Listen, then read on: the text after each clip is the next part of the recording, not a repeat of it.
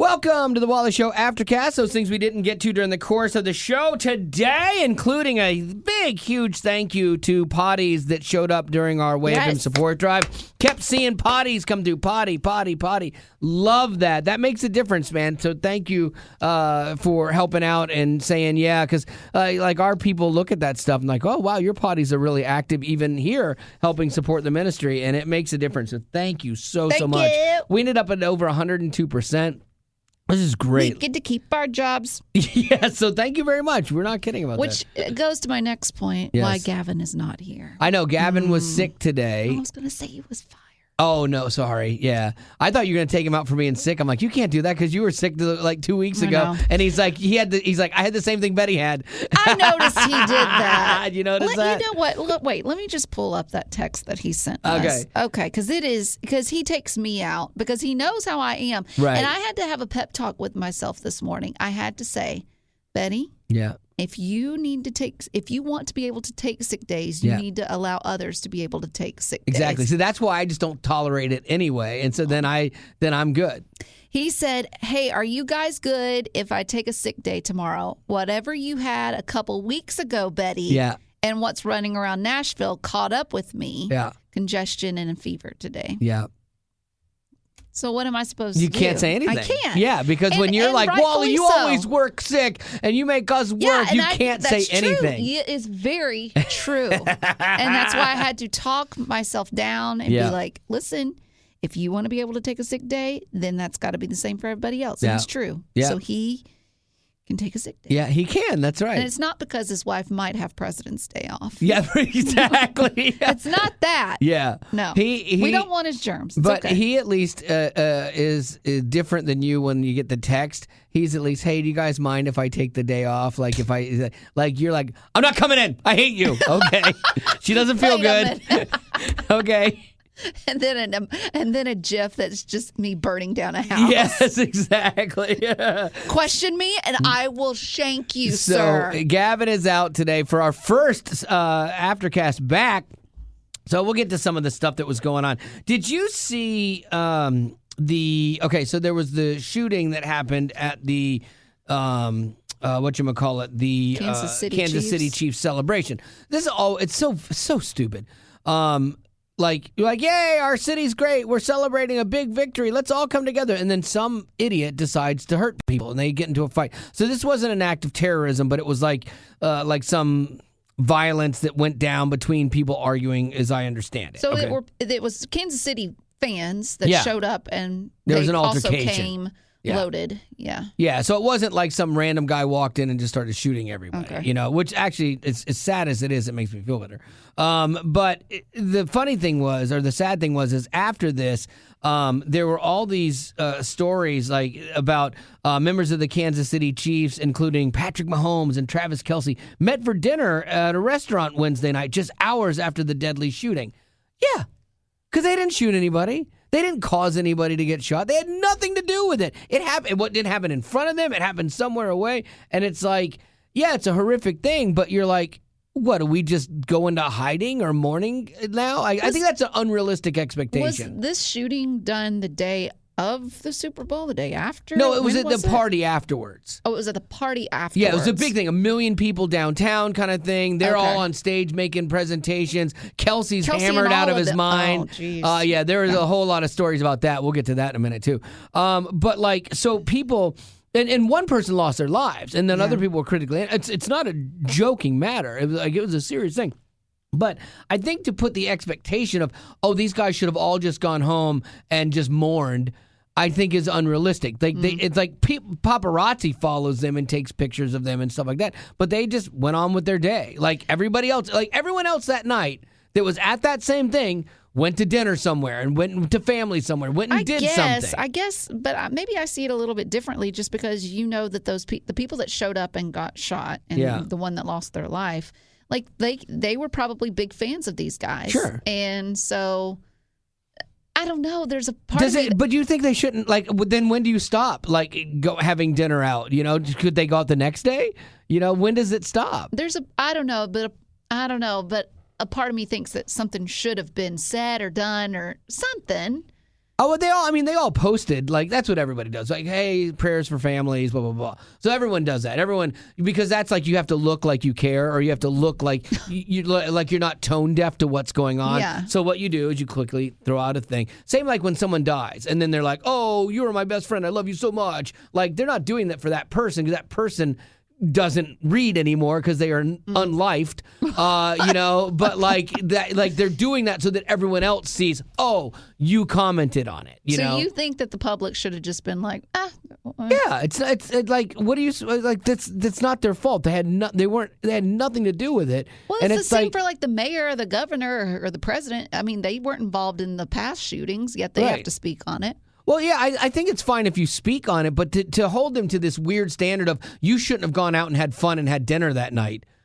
I mean, like, that's unrealistic. Like, I would agree that's unrealistic. If anything, I would have done it more low key or but then you can't, because everyone's taking pictures of you. So they might have gone out low key and been like, all right, let's just go have a quiet dinner, and then all of a sudden, like, you can't. So really, they were supposed to go home and they're supposed to mourn the rest of their lives and never do anything. Oh, wow. Yeah. No. Yeah, that's what they're saying. What they're saying. That's exactly what they're saying. Why are you so? I don't know. Why are you like this? I don't know why I'm passionate about this. I think it just makes me mad, like when people have these expectations on people to, like, join them in the morning or whatever, and just not be normal anymore. Like, I don't understand that. Like to be mad at them because you're a leader, apparently. I don't think they're saying they're mad at them. I think that they're just pointing out what their expectations were, and that they didn't feel like Patrick Mahomes met their expectations. Met the expectations. Not my job. Not his job to meet your expectations. Your expectations are your expectations. You need to manage your expectations, because people are always going to let you down. So quit going and taking people out because they didn't meet your expectations. You're absolutely right, Rock. You and I are on the same page. Are we? Yeah, we just got on the same page there. No, I think you're right. Expectations is one of the most damaging things in relationships. I had a pastor once tell us that he was like, when someone meets your expectations in a relationship and they do what you expected them to do, they're only at 0 with you. Like, oh, good, you met my expectation, so now we're at 0. But it's like people can never get above that, really. Like sometimes you go a little bit, then you raise your expectation, and now they're just meeting my expectations. Mm-hmm. And if they do anything under that, then they failed. That's the thing. Like, so what are you supposed to do instead? Well, that's what I'm saying. Like, in this case, you mentioned expectations. These people failed them because they didn't meet the expectation that they set up, that no one has any idea what that expectation is. Mm-hmm. But it's this made up moving target. And so the point is, you can't live your life by other people's expectations, because you will never always meet their expectations. You can't, because half the time you don't even know what they are, unless you're married and she tells you all the time, which would actually be nice. That would actually be a nice thing in a marriage, is someone to tell you what their expectations are, so you at least have a shot at getting close to it. I don't know. I think it would make you feel overwhelmed. Well, yeah, if there are a lot of expectations. Or just to be a decent adult. Yeah. We'll do this in Marriage Masterclass tomorrow, but we had a thing in church on Sunday about what women want out of a relationship and what men want out of a relationship. And let me just tell you, spoiler alert, men sound very shallow. And let me also tell you this, spoiler alert, women are not surprised. Yeah, exactly. So we'll do that in Marriage Masterclass tomorrow. But anyway, but this all ties into a little bit of Taylor Swift being a good person after the shooting for the lady that got shot. Did you see this story, or do you have this story, or is this me? That's you. Okay, I want to make sure. I want to make sure I wasn't taking your story. But Taylor Swift, in the wake of this, she donated like $100,000 to the GoFundMe set up by the family of this lady who was killed, which I thought was really nice. Good for her.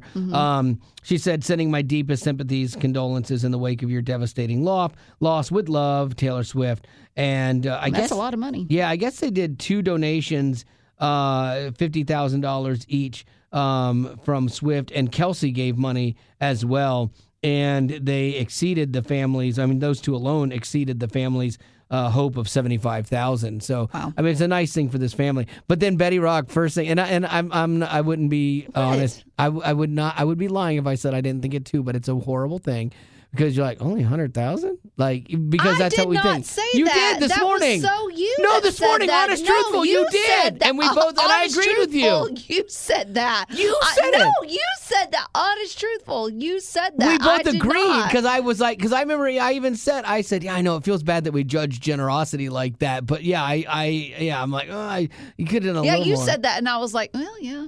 You sure? I think it was the other way around. I'm pretty sure it was. I'm pretty sure it was, yeah. But anyway. Well, agree to disagree. But we're on the same page with that. But it is like. No, we're not. Yeah, we both were like, that's a little like chintzy. Oh, that. Yes, yes. Well, then my story to add on to that. So then Taylor Swift and what's his face? Travis Kelce. Yes. Are at a party after the Super Bowl. And I saw this article and I'm like, I don't believe it. But then there was a video. I saw the video and I'm like, oh, it's true. So the article said that Travis Kelce was caught smoking pot and Taylor Swift was right there with him. And I'm like, there is no way. Her PR would not let that happen. She's squeaky clean. She's America's angel. So I click on the video. Yeah. It is for real It's happening. not a vape, but it's actual, he's token? Well, that's a good point. It could have been a vape. Yeah. I don't know. But could have been a hashish vape, which got Brittany Griner jailed in Russia. That's another topic for another day. But it's interesting because it shocked me, and I'm not even a fan of Taylor Swift, but I was like, this is so out of the ordinary for her to be seen with someone who's smoking. Yeah. And especially if it is pot. Oh, I know. That looks really bad on her part. Well, there are also rumors that Kelce had celebrated too much at this event, and Mahomes was like trying to have him not talk and kind of babysit him a little bit, because I mean, so that happens. I mean, people, they go out and they get into a moment, and especially in the public eye, and they act the fool. But yeah, I could see Taylor Swift fans not being thrilled with this. I'm gonna look for a vape. Yeah, I bet they're not thrilled with this at all. They're like, you can do better, Taylor. Okay. So I actively see the end of the, like, you know how you see a cigarette out in the dark and when they puff on it, it lights up. You see the blunt. I see that. Okay, you see a blunt. Okay. Yeah. And so that's what I've heard the marijuana is called. The marijuana? Yes. I'm not sure. That's what I've heard. But all that to say, like, that does look really bad on her. So you can imagine. She's dating a bad boy. Right? I thought he was like a little cleaner cut than this. No. And then he lost his cool on the coach guy. Yeah. So anyways. Red flags, Taylor. Everywhere. I mean, there's going to be a whole album dedicated to this man. She just wants to be loved, yeah. And so anyways. How the Renegade Stole My Heart will be song number 1. So I'm looking at, what are the Swifties saying? Well, the Swifties... Well, they're pulled. Now the Swifties are fighting with one another. So one Swiftie said, quote, "I'm not a fan of this at all. He, as in Kelce, he's dragging her into parties. Yes, he is. Or rather, clubs. Yes. I've never seen her ever attend, nor has she ever claimed to enjoy. It's the honeymoon phase." Yep, I know. She's just trying to make him happy. True. Yep. Oh no, Taylor, don't lose yourself. And that's the thing. Like, while she may not like it, while she may not have asked for it, a lot of girls look up to her. Yeah. And, you know, Britney Spears went through the same thing, and I'm sure many others. And they're told, like, you need to set the example. It's like, when did I become the parent of your Expectations. child? Expectations. She's not meeting all the Swifties' expectations. But I would say that doesn't look good for anyone. If you're, like, all about love, no little girl dreams about their knight in shining armor, smoking a blunt in a club. No. What's a blunt? I'm not really sure. I'm just using the lingo that the kids say about the marijuana. Okay, good. I'm sorry to bring you down into this dark. Yeah, I'm not sure what any of this world is. So I didn't grow up on the streets like you. I didn't grow up tough like you, Rock. So I mean, I don't know. I grew up in Anaheim. I grew up on the dirt road, so I really have no idea what I'm talking about. Oh man, yeah. Like, I could see this being a problem for is he like? Does he have anger issues? You know, like, I get he's intense in the game, and I don't like him for her. Yeah, she's in her bad boy phase. I think so. I think so. Yeah, she had John Mayer, who was sensitive and shoot me now. I can't handle any more of that, so she's gonna go the opposite way. Yeah, and also too, do you think she might be trying? There might be a little part of her that's trying to rub it in with the actor that she dated before this Travis Kelce guy. I don't even know. He was this English guy. Like, he was from England. He's an actor, but he's a little bit shorter. Yeah. And, he's kind of meek and mild. Right. So if she can show that she can date a Neanderthal. A Super Bowl guy. I'll tell you, and part of it is interesting because he pursued her and did the cute little friendship thing, and put his best foot forward. Yep, and now, it was all an act. Now we're dating, and now you see the rest of it. And he just looks like a dirtbag because you can see all these people and strobe lights, and he's got these sunglasses on. It's dark inside. Get over yourself. Yeah. And he's over there and he's just smoking. Like, no. I would be interested to be a fly on the wall. She kisses him after he does that. I'd like to know their conversations. Like, is she blinded by it, because she's in love? Yes. Or is she like, dude, because they have to have bigger conversations about the perception.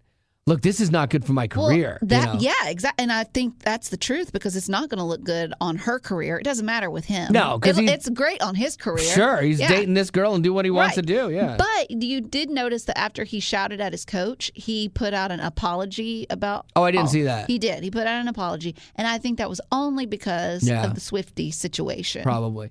I think it just doesn't look good. Like even the shouting at his coach, I think he ran into him on accident. Like he came in hot. Like I don't think he meant to push. I agree. Andy or whatever his name is. I agree. But he's intense. He wants to win, and he believes he could have been in there helping the team win. So I get the intensity, and I even get the anger. As somebody who has popped off a time or two, in the heat of something. Like I understand that, but there just starts to see more like onion layers that you're like, ooh, this is, if you're in her inner circle, are you a fan of this, or are you like, ooh, you have done way better in the past, Swifties are going to be divided. Bad boy face. Because now we got bad blood. It used to be mad love. Yeah.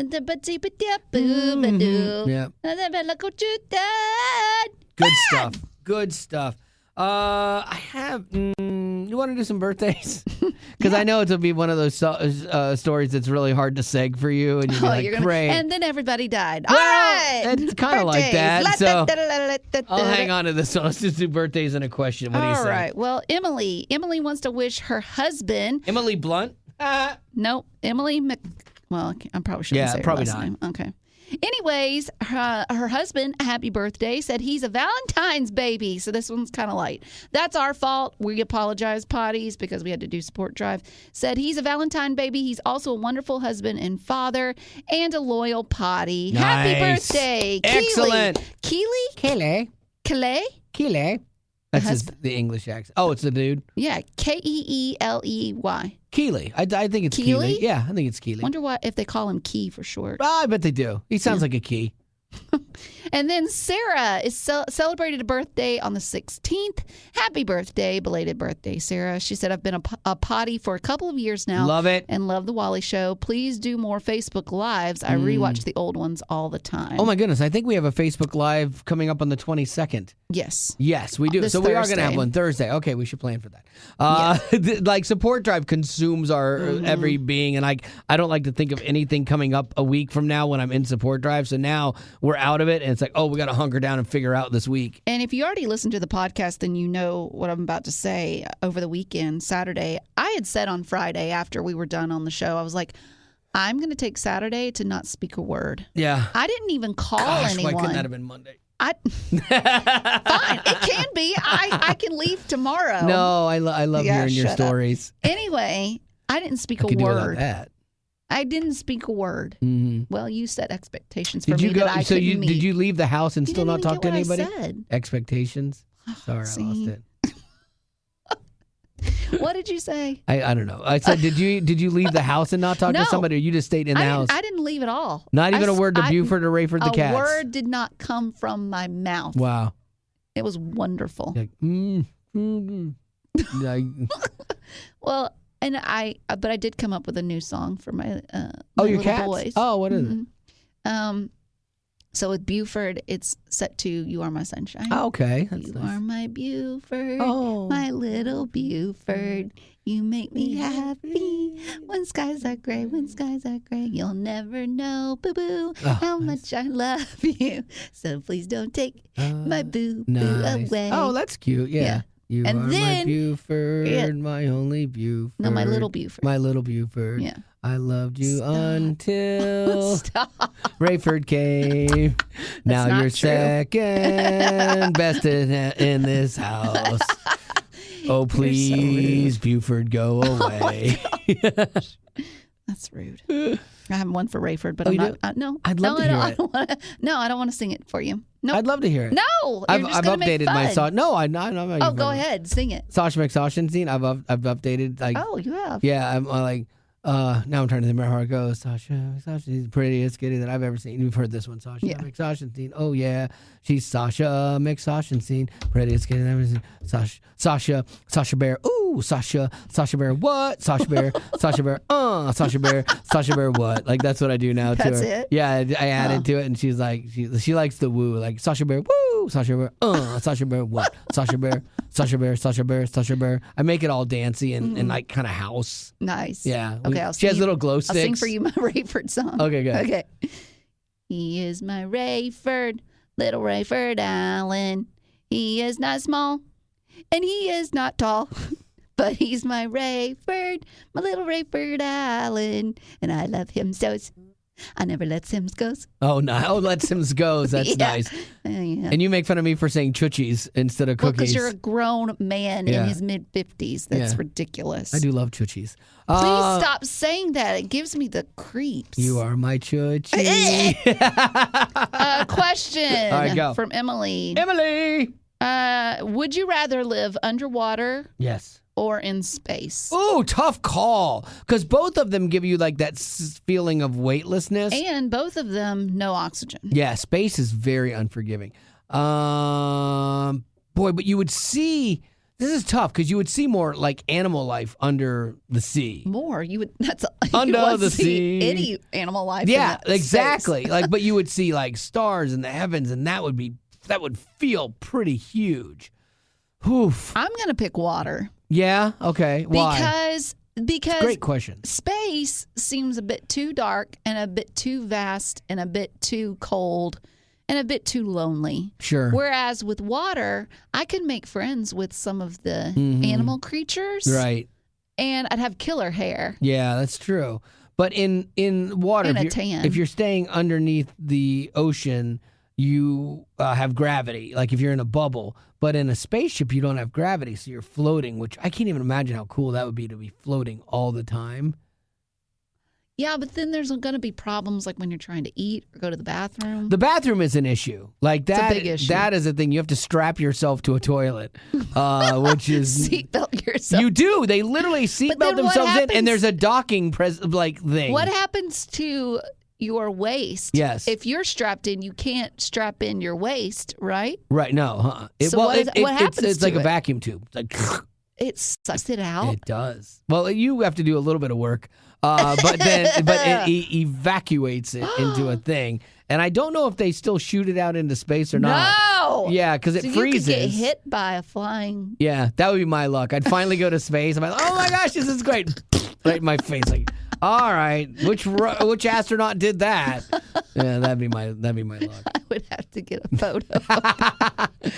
You'd be in your thing underwater, and be like, Rock, you're not gonna believe what happened. Check this out. I'd be like, yeah. Ha! You just text back, ha! That does check out.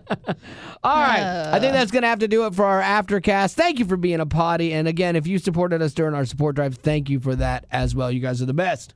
So we got our friend Andy Irwin on the show with us, and he's the guy behind the movie I Can Only Imagine. And now he has a new movie out called Ordinary Angels starring Hilary Swank, and she is great, by the way. And her passion for this film really comes through in her character, who's like this broken mess, but God still uses her to accomplish a miracle in the life of a desperate single father whose daughter is in need of a liver transplant. True story, by the way. Now, the one thing I love about you, Andy, is that your movies are not preachy. I would put this somewhere like you got Blind Side at one end, and you've got War Room at the other. You guys are ahead of Blindside on the faith, but way under War Room, you know? But it's done in a way that's like accessible and not off-putting, and it's not heavy-handed. I think it preaches as good as any of the films that we've done. Because I know your heart is not to water down the gospel. No. Our heart is to be strategic. This one was really about trying to understand this everyman kind of blue-collar guy that had a relationship with God but was just burnt out. Yeah. And he felt like he had lost faith in the church and lost faith in God really seeing him and being there for him. So it's kind of that skeptic that's outside the church walls that we want to reach. Well, you do a great job of that, and it reached into my chest and punched me in the heart in the first 3 minutes. It's a great movie, and it will be in theaters February 23rd, and you can actually get tickets now at ordinaryangels.movie. Growing up in poverty has never been easy for children, but with the added challenges of the pandemic, conflict, and natural disasters, families around the world are facing an unprecedented food crisis. Unfortunately, those who are already hungry are now even more desperate.